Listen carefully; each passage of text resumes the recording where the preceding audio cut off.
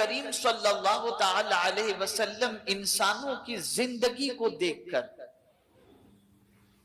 انسانوں کو بے راہ روی کا شکار دیکھ کر اور رب کی نافرمانی میں گرفتار دیکھ کر حیرت میں تھے کہ کیسے انسان ہیں جس رب نے زندگی عطا فرمائی، جس رب نے روزی عطا فرمائی، جس رب نے آنکھ عطا فرمائی، جس رب نے زبان عطا فرمائی، جس رب نے ہاتھ اور پیر عطا فرمائے، جس رب نے زمین و آسمان عطا فرمائے، کیسے لوگ ہیں کہ اسی کی نافرمانی کر رہے ہیں۔ کڑتے تھے حضور صلی اللہ علیہ وسلم،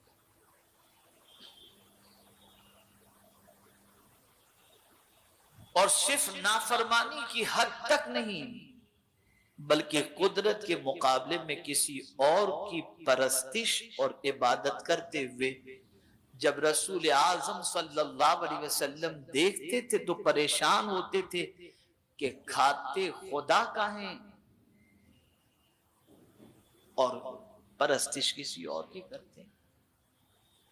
تو رحمت عالم صلی اللہ علیہ وسلم انسانوں کی سچویشن کو دیکھ کر بے قرار و بے چین تھے، تو میرے رب نے فرمایا بے قرار ہونے کی ضرورت نہیں، قوم پوری طاقت سے کھڑے ہو جاؤ،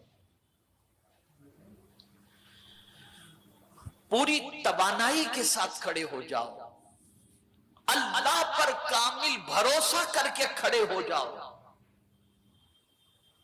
کسی کا خوف اپنے دل میں نہ رکھو، اگر تمہاری تڑپ اور تمہاری بے قراری کو تمہیں دور کرنا ہے تو کھڑے ہو جاؤ، فَأَنذِرْ، اور لوگوں کو ڈراؤ۔ رحمت عالم صلی اللہ تعالی علیہ وسلم داعی اعظم بن کر کے اس فرش گیتی پر تشریف لائے۔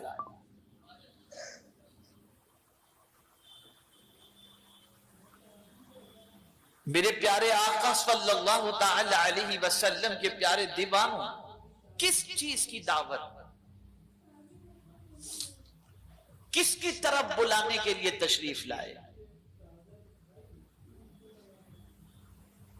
آج ایک سوال میں آپ سے پوچھنا چاہتا ہوں، نوجوانوں تم بھی دعوت دیتے ہو، کبھی بھیونڈی کے ڈھابے پہ کھانے کی دعوت دیتے ہو، کبھی کسی پکچر کی لنک بھیج کر کے گناہ کی دعوت دیتے ہو، کبھی کہیں کی آوارہ گردی کی دعوت دیتے ہو، کہیں نہ جانے کن کن چیزوں کی دعوت دیتے ہو، لیکن اللہ کے رسول صلی اللہ علیہ وسلم کی سنت یہ ہے کہ تم لوگوں کو اللہ کی طرف بلاؤ، یہ دعوت دو۔ اور اس دعوت دینے والے کا مقام کیا ہے آپ جانتے ہیں؟ اللہ کی طرف بلانے والے کا مرتبہ کیا ہے آپ جانتے ہیں؟ ہمارے پاس زبان ہے، صبح بولتے ہیں، دوپہر بولتے ہیں، شام بولتے ہیں، کبھی کبھی تو اتنا بولنے لگ جاتے ہیں کہ سامنے والا کہتا ہے یہ چپ کب رہے گا۔ اور اگر ایسا بولنے والا بندہ جو بولتا ہی رہتا ہے کبھی محفل میں آ جائے تو بندہ کہتا ہے اب سب کو چپ رہنا پڑے گا، اس لیے کہ اب یہ کسی کو بولنے ہی نہیں دے گا۔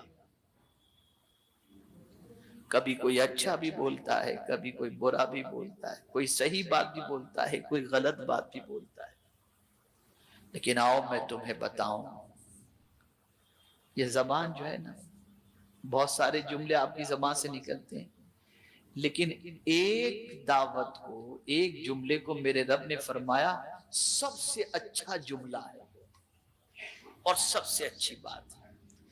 قرآن کہتا ہے وَمَنْ أَحْسَنُ قَوْلًا مِّمَّنْ دَعَا إِلَى اللَّهِ، اس سے اچھی بات کس کی ہو سکتی ہے جو لوگوں کو اللہ کی طرف بلائے۔ تو جب کوئی بندہ اللہ کی طرف بلاتا ہے تو اس کا یہ بلانا اس کی زبان سے نکلنے والے سارے کلمات سے بہتر کلمات،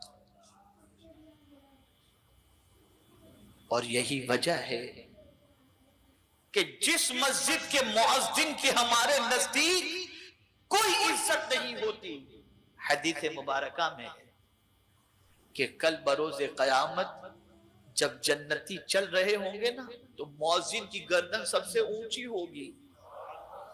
کیوں؟ یہ دن میں 5 مرتبہ اللہ کی طرف بلاتا ہے، اللہ کی طرف بلاتا ہے. آپ سوئے ہو، وہ الصلاۃ خیر من النوم کہہ کر آپ کو جگاتا ہے.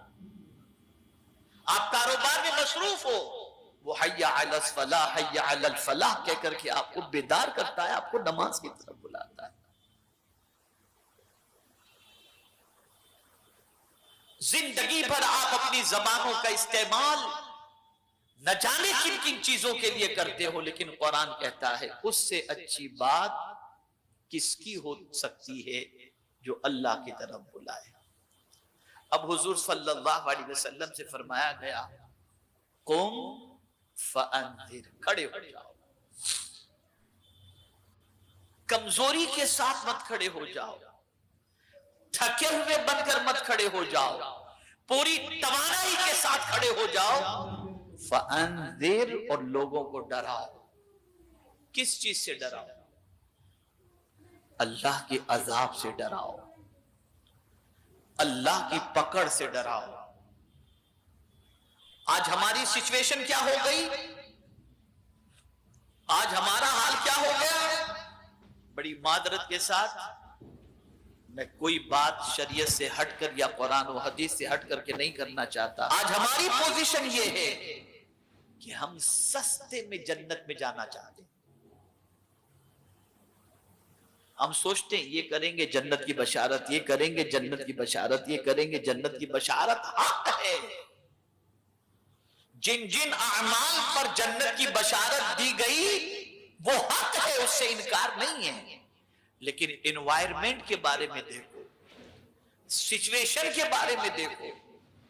اسی لیے ایک اللہ کے ولی فرماتے ہیں 800 سال پہلے انہوں نے فرمایا تھا، 800 سال کم و بیش اس سے پہلے انہوں نے فرمایا تھا کہ آج کے دور میں لوگوں کو بشارتیں سنانے کی بجائے ڈرانے کی ضرورت ہے.